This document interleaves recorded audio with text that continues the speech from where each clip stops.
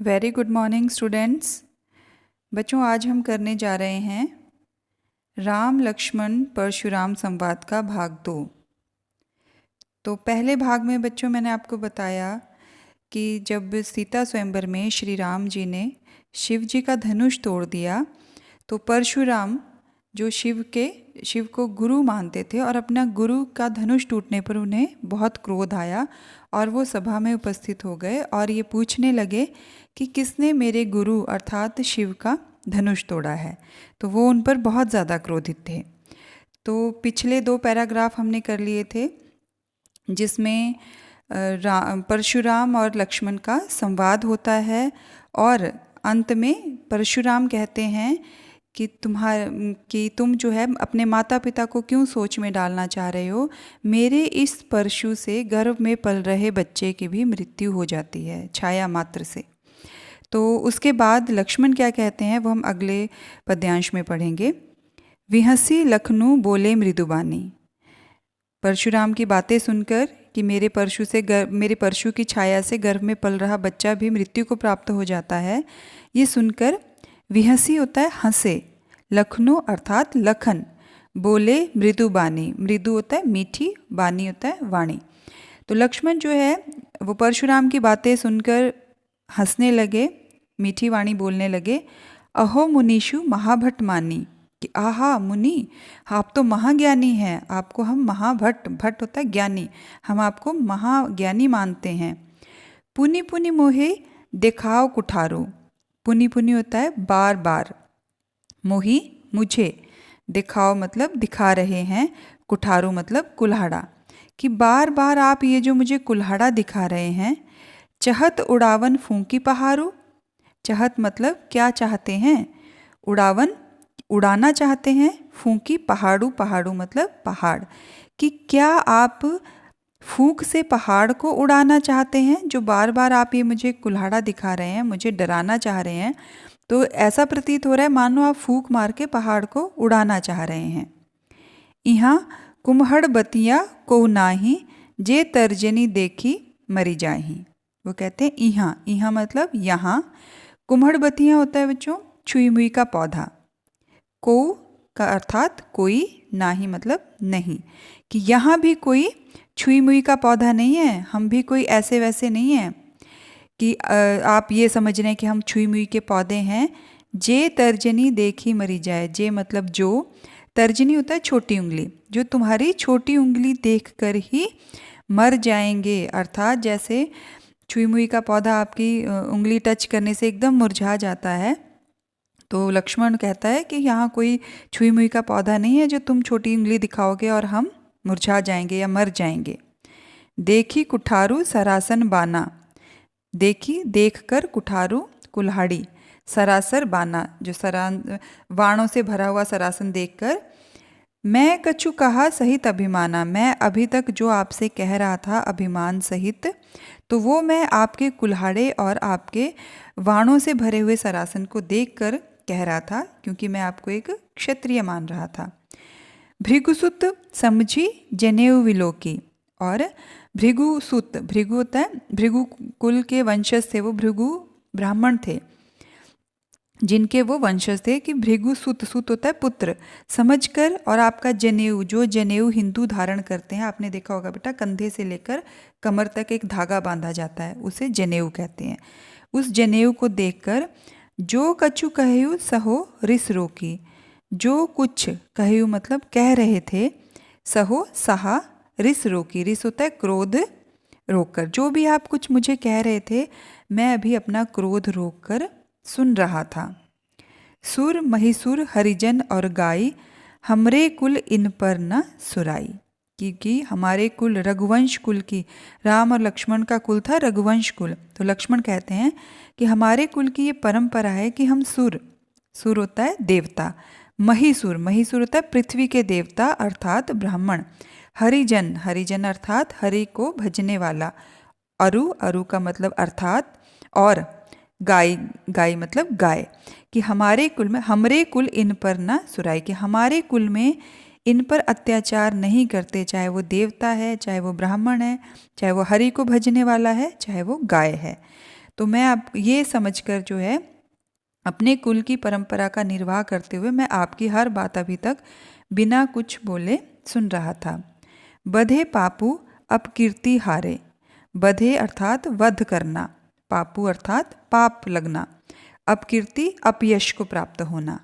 वो कहता है कि अगर मैं आपका वध करता हूँ तो मुझे पाप लगेगा, और अगर मैं आपसे हारता हूँ तो मेरी अपकीर्ति होगी, मेरा अपयश होगा। मारत हूँ पापरिय तुम्हारे। मारत हूँ मतलब कि अगर आप मुझे मार भी दें तो भी मैं आपके पाँव ही पड़ूंगा, क्योंकि ये हमारे कुल के संस्कार हैं, ये रघुकुल की रीत है। कोटि कुलिस सम वचन तुम्हारे। कोटि होता है लाखों, कि कुलिस कड़वे कड़वे तुम्हारे जो हैं वचन हैं, जैसे बहुत कोई कड़वा पदार्थ होता है वैसे तुम्हारे उसके समान तुम्हारे कड़वे वचन हैं। व्यर्थ धरहु धनु बाण कुठारा, कि आपने व्यर्थ ही धारण किया है ये धनुष, धनु होता है धनुष, बाण और कुठारा होता है कुल्हाड़ा, कि आपने तो व्यर्थ में ही ये धनुष बाण और कुल्हाड़ा धारण किया है। आपके तो वचन ही इतने कड़वे हैं कि आपके वचनों मात्र से ही कोई मर जाए। तो जब ये सारी चीज़ें लक्ष्मण परशुराम को कहते हैं, जो विलोकी अनुचित कहियो छमु महामुनि धीर, सुनी सरोष भृगुवंश मणि बोले गिरा गंभीर।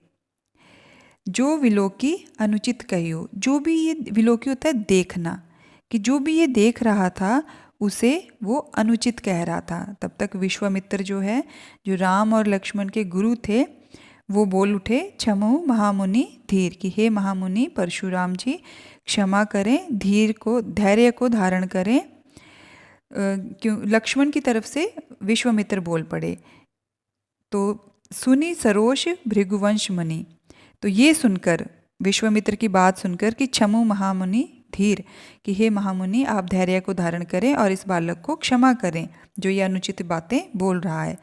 ये सुनकर सरोष, सरोष होता है रोष के साथ, गुस्से के साथ, भृगुवंश मणि अर्थात परशुराम बोले गिरा गंभीर, अपने गले को गंभीर कर कर बोले। क्या बोले?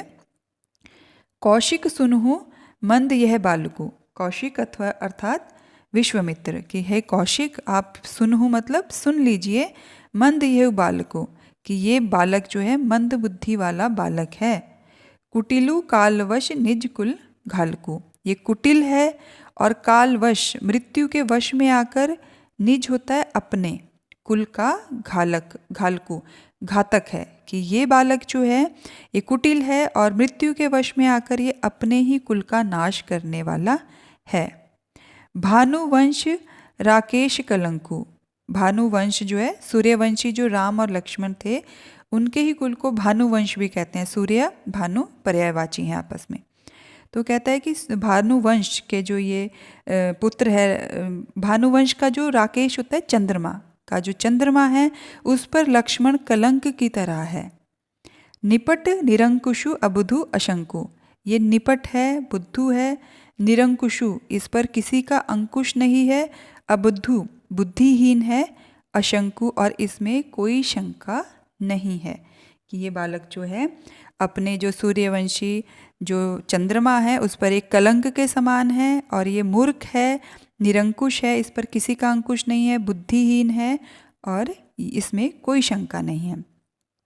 काल कवलु होई छनमाही, काल कवलु होता है काल का ग्रास बनना अर्थात मृत्यु को प्राप्त होना, कि ये क्षण में ही मृत्यु को प्राप्त हो जाएगा। क्षण होता है क्षण, क्षण में ही मृत्यु को प्राप्त हो जाएगा।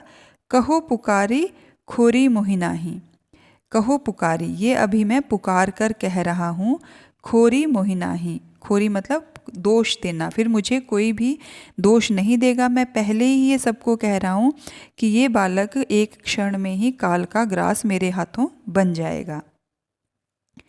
तुम हटु कहू जो चहूँ उबारा, कही प्रतापु बलु रोषु हमारा।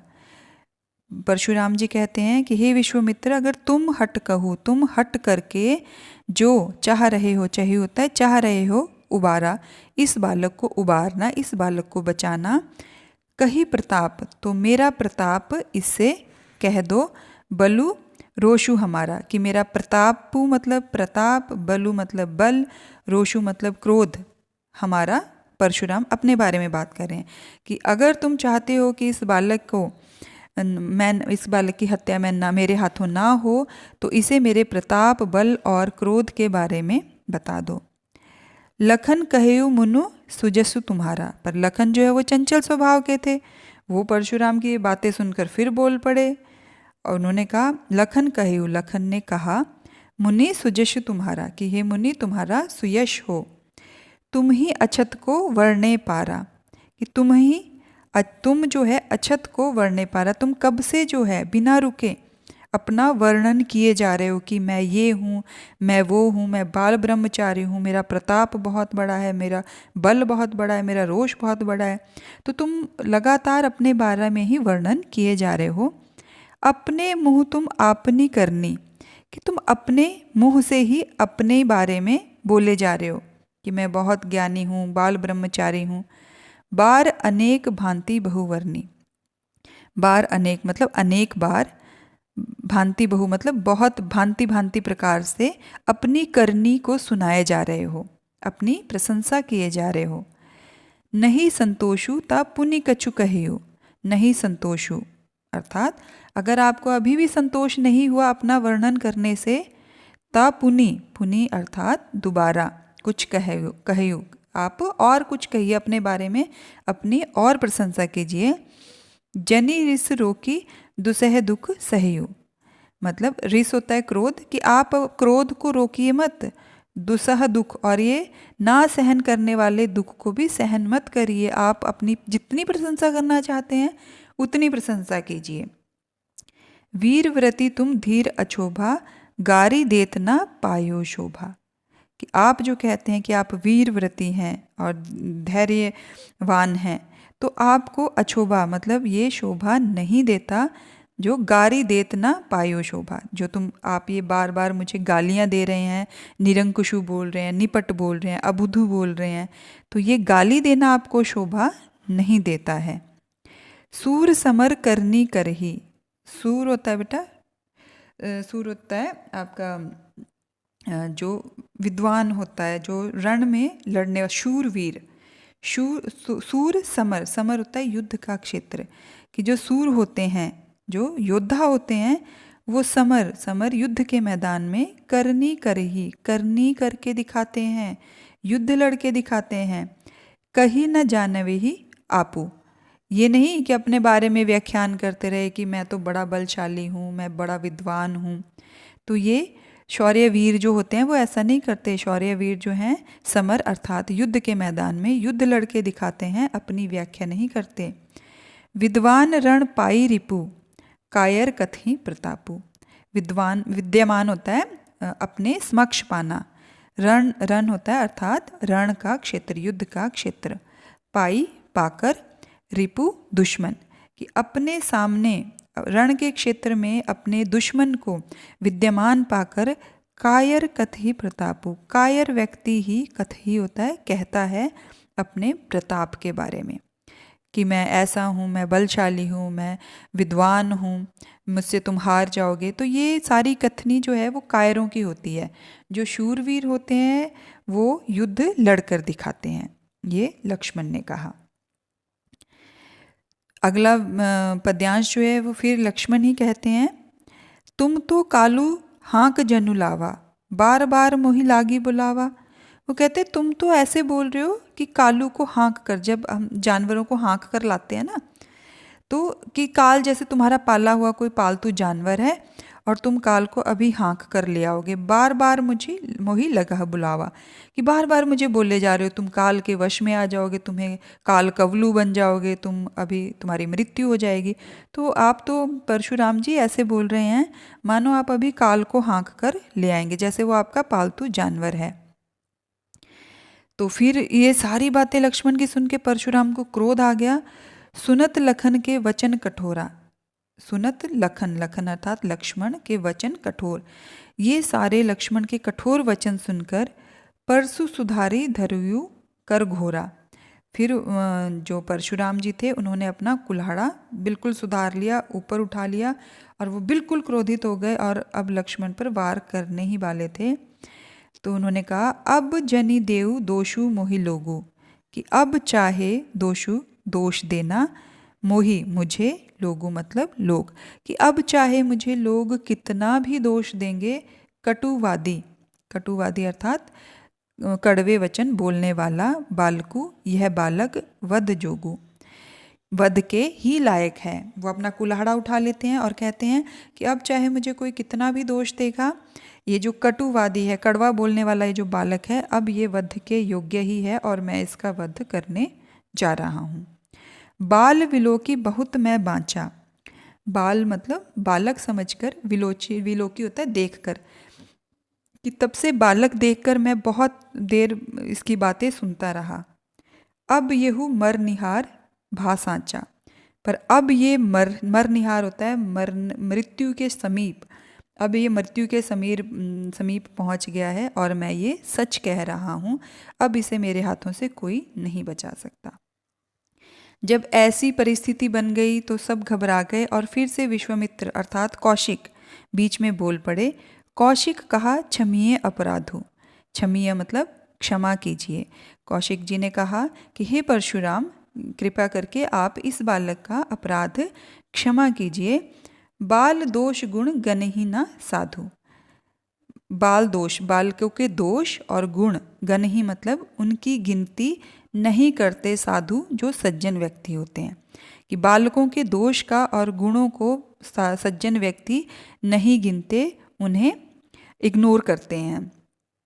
खर कुठार में अकुरण को ही आगे अपराधी गुरुद्रोही, वो कहते हैं कि खर कुठार जो मेरे पास कुल्हाड़ा है, मैं इसमें अकुरण को ही, इसमें कोई करुणा नहीं है, इसमें कोई दया नहीं है, और आगे अपराधी गुरुद्रोही, और मेरे आगे जो है मेरा अपराधी खड़ा है जो मेरे गुरु का द्रोही है, विद्रोही है, जिसने मेरे गुरु का धनुष तोड़ा है।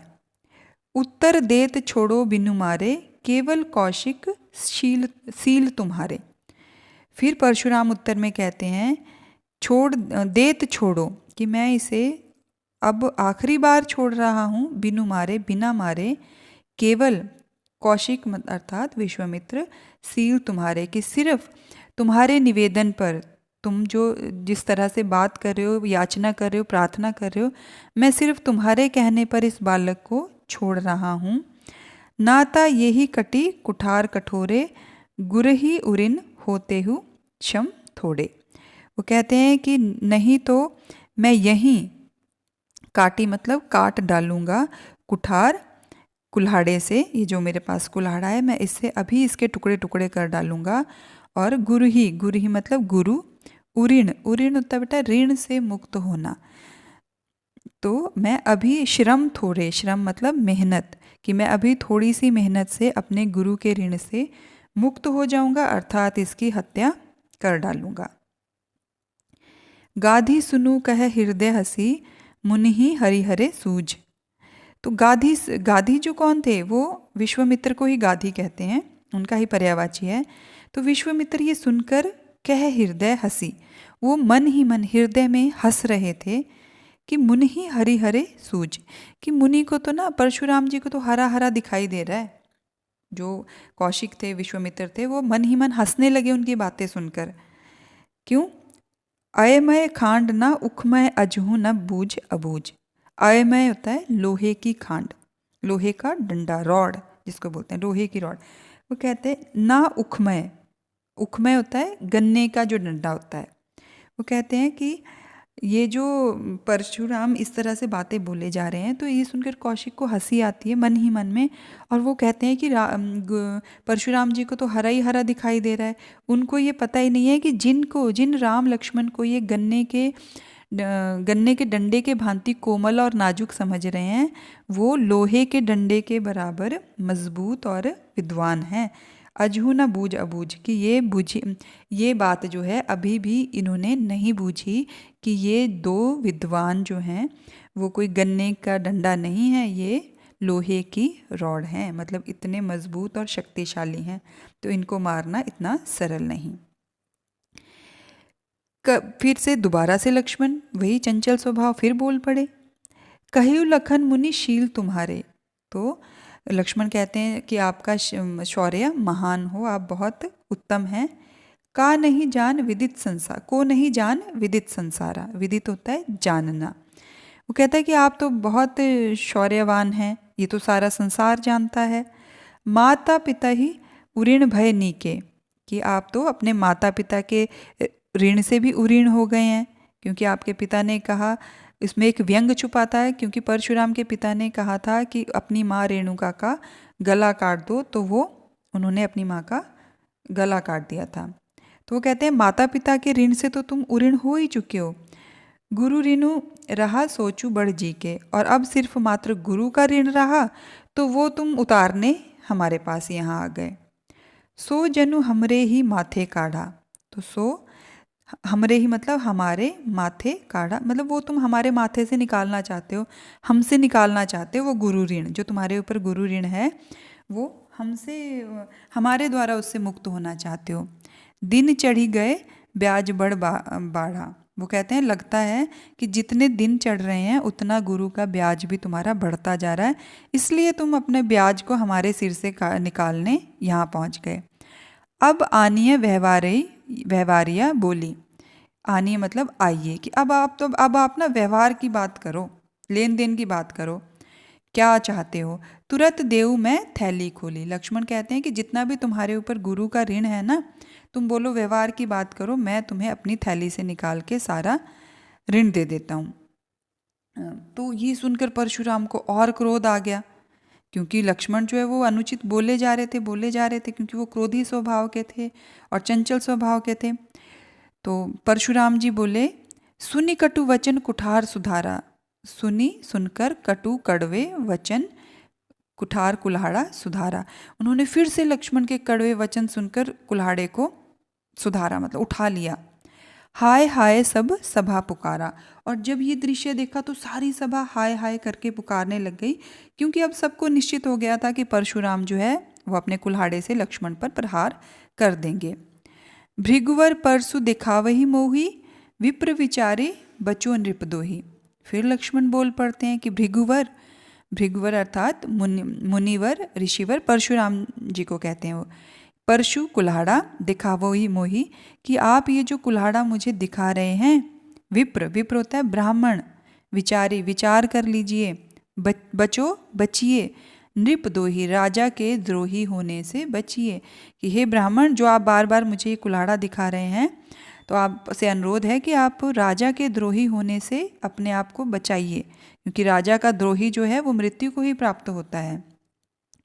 मिले न कभू सुभट रण गाढ़े, द्विज देवता घर ही के बाड़े। मिले न कभू, कि क्या आपको कभी नहीं मिले, सुभट रण गाढ़े, सुभट होता है विद्वान योद्धा, रण होता है युद्ध का मैदान, गाढ़े। तो वो कहता है कि क्या आपको युद्ध के मैदान में कभी योद्धा नहीं मिले। द्विज देवता होता है, द्विज होता है ब्राह्मण, कि आप, मुझे ऐसा लगता है ब्राह्मण देवता घर ही के बाड़े, कि आप घर के ही ब्राह्मण देवता हैं, कभी आपने रणभूमि में जाकर योद्धाओं से रण नहीं किया है। अनुचित कही सब लोग पुकारे, पर जब लक्ष्मण जो है इतना अनुचित बोलने लग गए, तो सारी सभा जो वहाँ मौजूद थी वो सब कहने लग गए, अनुचित कही सब लोग पुकारे, सब लोग पुकार के कहने लग गए कि नहीं लक्ष्मण, ये आप अनुचित कह रहे हैं, आपको ऐसी बातें शोभा नहीं देती। परशुराम जो है वो बहुत बड़े योद्धा हैं, और हजारों बार उन्होंने पृथ्वी के क्षत्रियों को मारकर इस पृथ्वी को देवताओं को समर्पित किया है। रघुपति सयन ही लखनऊ निवारे, और रघुपति कौन, श्री राम, सय नहीं, नयन से उन्होंने लखनऊ को निवारा, रोका, कि अब आप आगे नहीं बोलोगे। लक्ष्मण को उन्होंने इशारा करके चुप रहने को संकेत किया। लखन उत्तर आहुति सरिस, लखन जो उत्तर दे रहे थे, आहुति जो हम अग्नि उसमें यज्ञ करते हैं, उसमें जो हम आहुति देते हैं, उसके समान जो है वो लक्ष्मण के उत्तर थे। और भृगुवर कोपु कृषाणु, और भृगुवर कौन, अर्थात परशुराम, और परशुराम का जो कोपु गुस्सा था वो कैसा था, कृषाणु होता है अग्नि।